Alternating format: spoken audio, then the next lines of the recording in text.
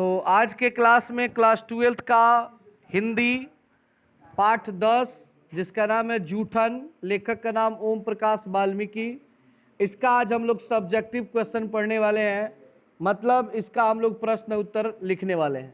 जैसा कि पार्ट 1 में लेखक का परिचय हुआ, पार्ट 2 में पूरे कहानी को पढ़ा गया, पार्ट 3 में इसका ऑब्जेक्टिव हुआ, तो पार्ट 4 में इसका हम सब्जेक्टिव पढ़ेंगे।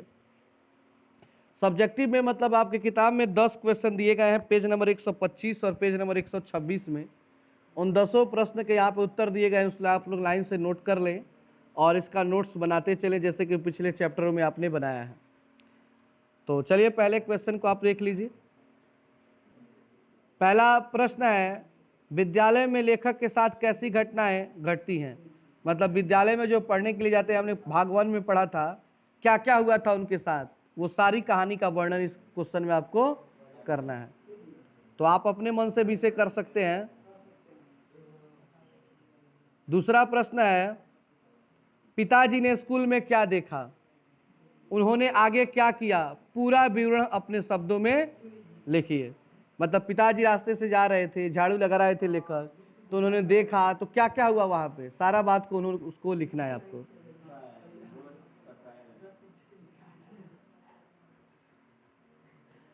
तीसरा प्रश्न है, बचपन में लेखक के साथ जो कुछ हुआ, आप कल्पना करें कि अगर आपके साथ भी ऐसा हुआ हो, ऐसी स्थिति में आप अपने अनुभव और प्रतिक्रिया को अपने भाषा में लिखिए।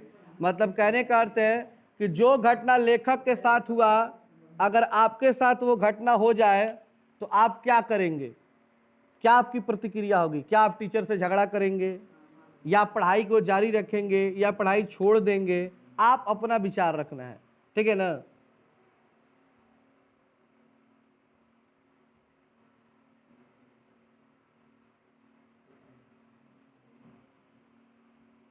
चौथा प्रश्न है, किन बातों को सोचकर लेखक के भीतर कांटे जैसे उगने लगते हैं। मतलब कौन सा सीन याद आता है, तो जब उनके बचपन का सीन याद आता है तो उनके मन में कांटे जैसा लगता है कि एक वो समय था और एक आज का समय है।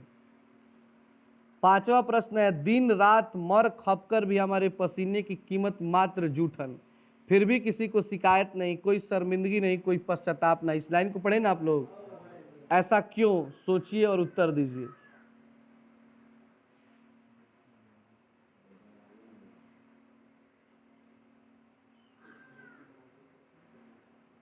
6 नंबर प्रश्न है, सुरेंद्र की बातों को सुनकर लेखक विचलित क्यों हो जाते हैं। यानी खाना खाते समय बोलता है कि भाभी जी आपके हाथ के बने खाने बड़े ही जायकेदार हैं। इस बात को सुनकर वो विचलित बेचैन क्यों हो जाते हैं, क्योंकि याद आ जाता है वो दिन, किसी व्यक्ति के घर हमारे माँ बाप तड़प कर रह गए थे वक्त के भोजन के लिए, लेकिन इन लोगों ने नहीं दिया था। 7 नंबर प्रश्न है, घर पहुंचने पर लेखक को देख उनकी माँ क्यों रो पड़ती है। क्योंकि आप पढ़े ना कि जब ये चमड़े की मोटरी लेकर पहुंचते हैं तो उनको दुख लगता है कि बच्चे को ये सब करना नहीं चाहिए। 8 नंबर प्रश्न है, व्याख्या करें, कितने क्रूर समाज में रह रहे हम, जहां श्रम का कोई मोल नहीं, बल्कि निर्धनता को बरकरार रखने का षड्यंत्र ही था यह सब।